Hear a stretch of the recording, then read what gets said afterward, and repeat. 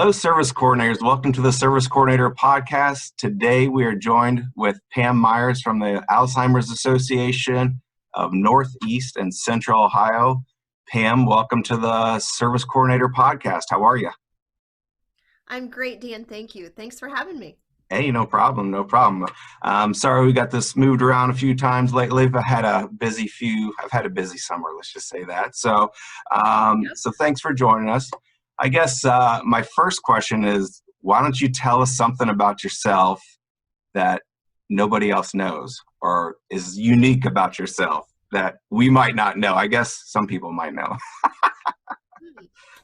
Oh my gosh. Well, I would share with you that I'm a very young grandma of two wonderful little boys, but a lot of people know that already. So, one thing I typically share when people ask me this question that most people don't know about, and probably a lot of my coworkers don't know, I am a first degree black belt in martial arts. Whoa, all right, there's a good one. So how Yeah. long you been doing that? Gosh, about 15 years now. I started very late. I didn't receive my black belt until I was in my late 40s. So I started a little bit late, but it was one of those activities I started doing with my son. Yeah. And, he kind of moved on to football and basketball, and I fell in love with martial arts. So I continued on my journey. Wow, that's super cool. So you were in there with all the little kids, and then you're getting trained. I did. And it was really hard when we were doing our sparring Yeah, to hit other people's children. Yes. your joy was hitting other kids. Oh, geez. Oh, yeah. Well, how long have you been with the Alzheimer's Association? I have been with the association about a little over 3 years. So I had a good, let's say, year and a half under my belt before COVID hit. And Hmm. then, COVID hit and everything changed. So I'm a nurse by clinical training and background. So I've done a lot of work in hospital, home care, speech and hearing field, community mental health, and now working with the Alzheimer's Association and our senior population. Oh, So it's cool. great. So what led you to the association? Was it you were kind of burnt out on nursing, or wanted something a little bit of change, or what was that Uh, change? Kind of all of the above. Community mental health in the time of an opioid epidemic and crisis is very stressful. And so, just kind of looking for, some different opportunities. And, I very much we all get older. The greatest risk factor for developing Alzheimer's and other dementia is age. So we're all at risk. And so looking at how might, my past years of experience and, may be able to help the association because our mission is outreach. It's making sure that people are aware and educated and, had some experience there. So I thought I could help and contribute. Yeah, So, right. Definitely, definitely. So our service coordinators, this podcast is going out to service coordinators all over the country. So our service coordinators are typically taking care of widowed women in their 70s to 90s, make about $10,000 a year, living independently with services to allow them to age in place. And how can service coordinators hook up with the Alzheimer's Association? How can service coordinators, bring the association into their buildings and connect with our seniors, our residents in our buildings? absolutely. And, again, thank you so much, Dan, for having me here because I just really appreciate it. And a shout out to Missy, who made it all happen from our Yeah, Central Ohio chapter. Thank you, Missy. First of all, let me just say to all of the service coordinators out there across the country, thank you for everything you do. We know from talking with our seniors and our families and the people that call us that the work that you do with them is so important and so necessary and just sometimes just the lifeline that they have. So thank you, a big thank you for everything that you do because it's so awesome and so important. I want to tell you too, before I get started with some of the ways that we can assist you as service coordinators, is that the Alzheimer's Association is in all 50 states of this great union. And so we have chapters everywhere. So here in Ohio, where I live, we have many chapters. We have 6 chapters. But in other states, there may just be a statewide chapter. There are a lot of states that just have one chapter. But it doesn't matter. Wherever you are, you can go on to alz.org and find your chapter. So just so you know that our resources are in all 50 states. So, Cool. All right. Dan, I think one of the biggest ways that we can help you is the fact that we offer education, we offer support groups, we offer early stage activities. So we offer some services that, can support the residents that your service coordinators are working with in your communities. And I would be remiss if I did not share one really important resource with your service coordinators, and that's our 24/7 helpline. Okay. The Alzheimer's Association is staffed 24/7. We answer the phone. People call us day and night for any reason. Sometimes it's, referral questions. Sometimes it's education questions, questions about the disease. It could be looking for a referral. It could be just somebody to talk to. And that's absolutely fine. That's what we're here for. There are trained specialists that answer the phone, and there are master level social workers available if need to, to talk with folks. And also, they will send out to the local chapters any local follow-up that's needed. So we can connect with you and your families as well. So just want to mention that helpline number, toll-free number, is available to everybody 24/7. Okay. Dan, interrupt me because, I'll just keep talking away. Oh, you're fine. No, you're fine. If you have other questions, No, because, I'm very passionate about this and what we do and no, how tell we me. can. Give it all. Yeah, tell me. Yeah, okay. So we offer education programs, and this would be something that might be of help to the service coordinators, particularly as you're working with your residents. If you notice some changes in cognitive status or behavior with any of your residents, or the family members are talking to you about it, we have lots of different education programs that they're for the community.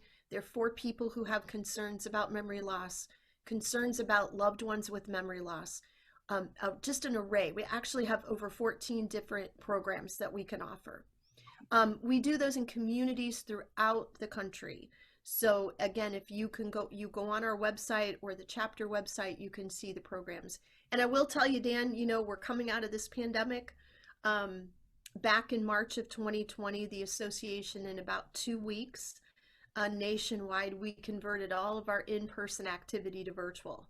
So we've been doing virtual education, virtual support groups, for the last, 16, 18 months. And just now, depending on where you are in the country, we're beginning to move our virtual programs back to in-person opportunities. Oh, cool. So you may see a mixture of both Right. in your individual communities. But getting back to getting that stuff out in person. So, there's a possibility to host a program in your community, or we can get you resources where there are other offerings outside of your community, in your local towns and cities.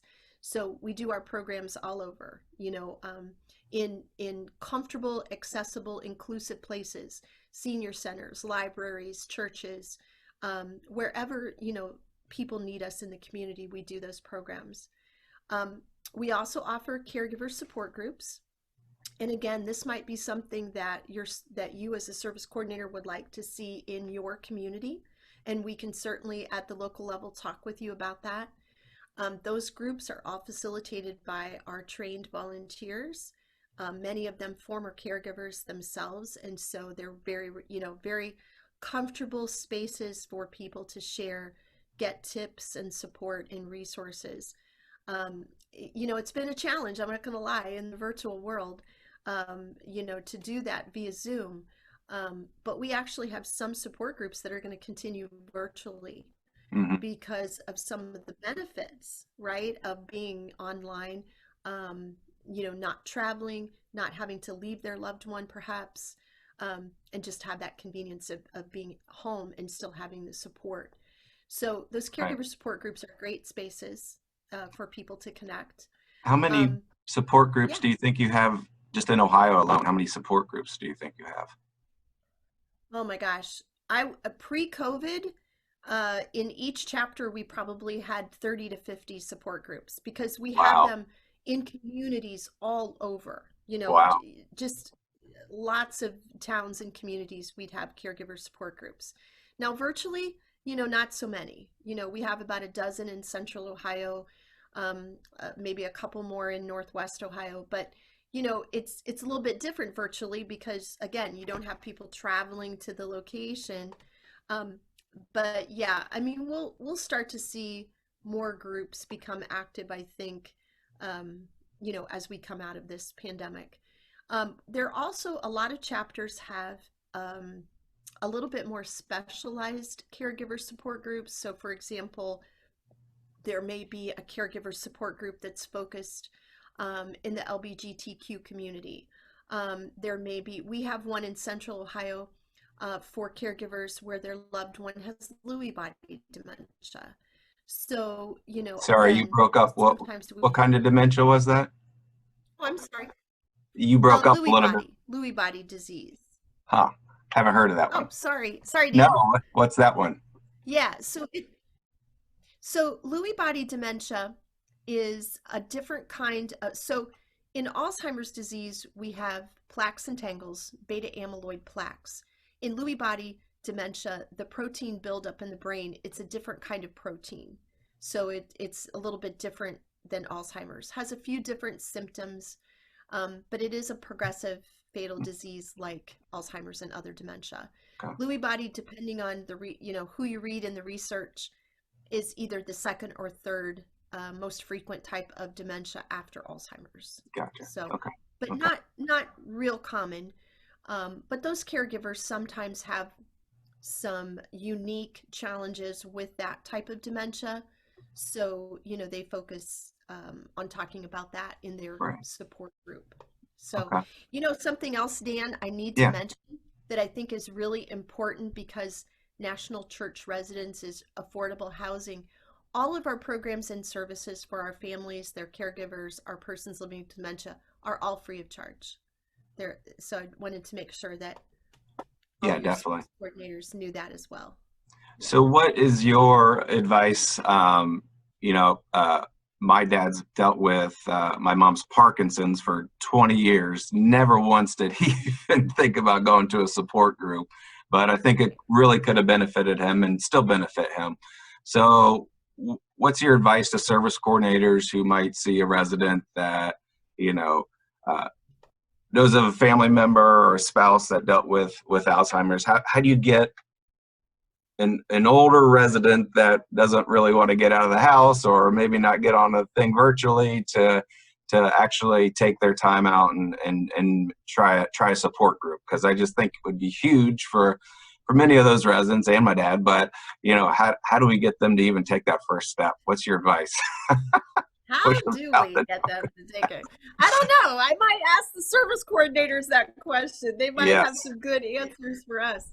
Dan, that's funny you mentioned that. That is a real challenge. And denial I think is just part of, chronic diseases and caregiving.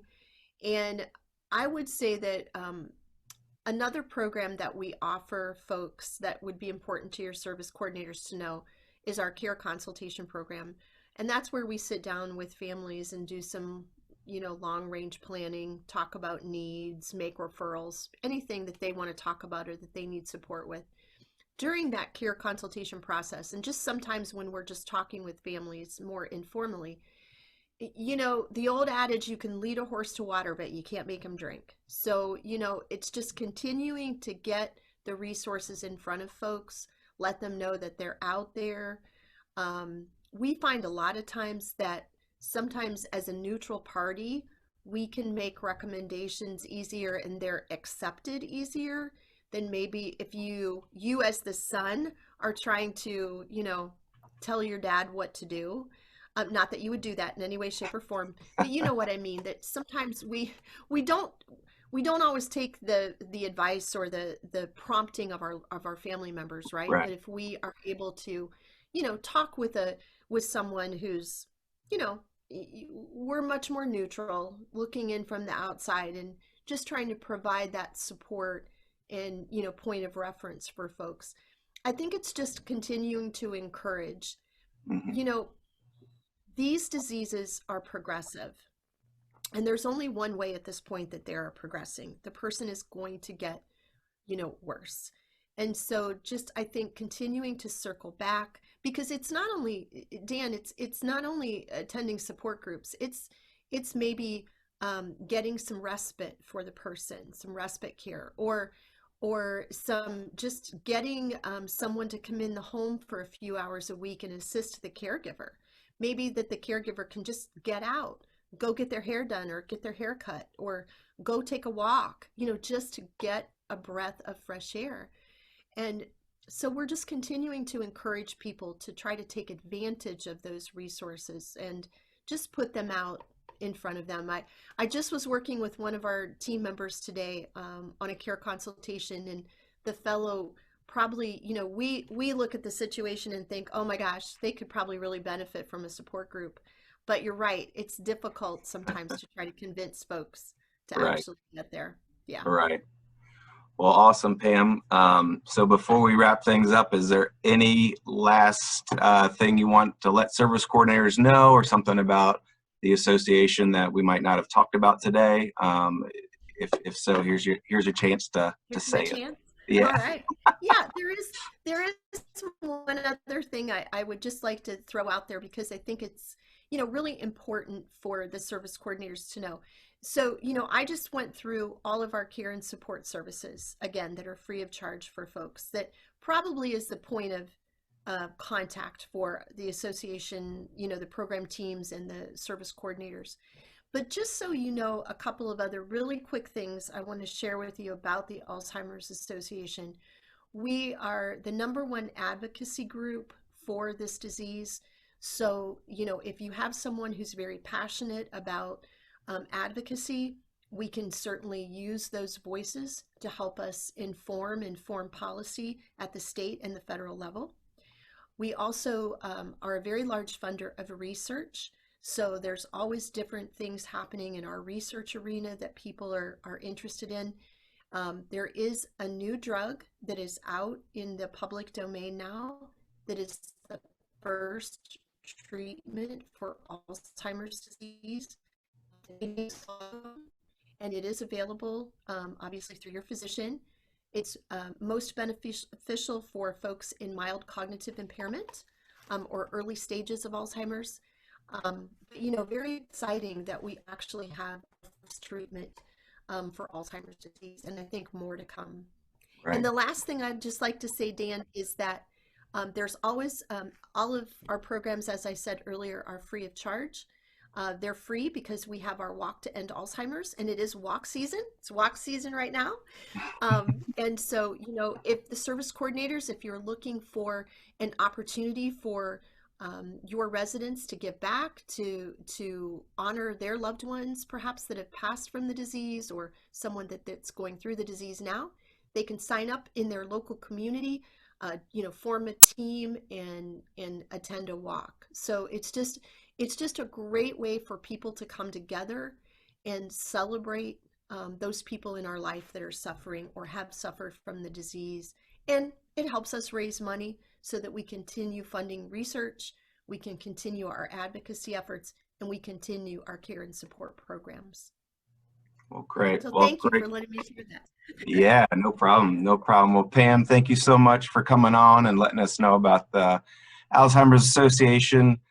Service coordinators, you have a million resources out there, but I think it's a matter of just digging into one resource, figuring out all about it, and saying, hey, let's bring this resource into our property one at a time and see what works. And so, Pam, thank you so much for taking your time out of your day.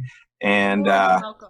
I hope you had fun on your first podcast. So come back anytime. If you ever want to make an announcement or anything like that, just let me know, and and we can get you or someone from the association back on here. You guys are always welcome. Great. Dan, thank you so much. And again, a shout out to all of you service coordinators. Thank you for what you do and taking care of our seniors. And thank you for having me, Dan. I really appreciate this opportunity. Thank you. No problem. All right. Thank you, Pam.